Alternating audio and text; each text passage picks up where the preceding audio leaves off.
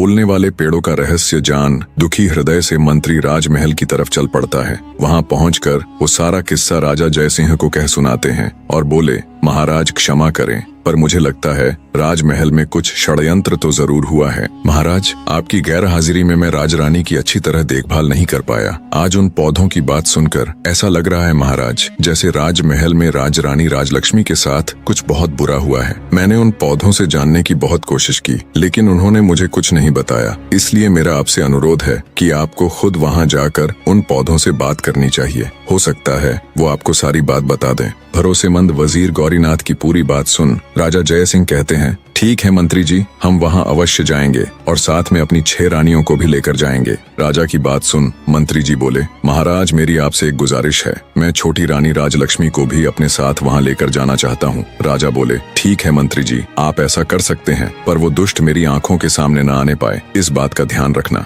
मंत्री बोला, जी महाराज। अगले दिन राजा जयसिंह अपनी रानियों के साथ आकाश चंपा का रहस्य जानने के लिए निकल पड़े। सबसे आगे रथ में राजा और उसकी पटरानी चल रहे थे। उससे पीछे वाले रथ में राजा की 5 रानियां और पीछे भी अन्य कई प्रमुख सभा सदस्य साथ जा रहे थे। राजा से आज्ञा ले चुके मंत्री ने रानी राजलक्ष्मी को अपने परिवार सहित बड़े आदर से पालकी में उन्हें बिठा दिया था। राजा का काफिला कुछ समय में गांव के बाहर पहुंच गया। वहां पहुंचने पर जंगल के बाहर गांव की सीमा पर वो अपना पड़ाव डाल देते हैं। पूरे राज्य परिवार को आया देख गांव के ग्रामीण उनके स्वागत में जुट गए। कुछ समय विश्राम कर सभी आकाश चंपा के पौधे के पास पहुंच जाते हैं और उसके चारों तरफ घेरा डालकर बैठ जाते हैं। आज भी चंपा का पौधा अपनी सामान्य ऊंचाई पर खड़ा लहलहा रहा था और चारों तरफ अपनी खुशबू बिखेर रहा था। सब लोग उसकी खुशबू से सराबोर हो उठे, पर राजा तो चंपा के पौधे के रहस्य को जानने के लिए बेताब था। राजा की 6 पत्नियां उसके साथ बैठी थीं और छोटी रानी राजलक्ष्मी मंत्री जी की पत्नी के साथ बैठी हुई थीं।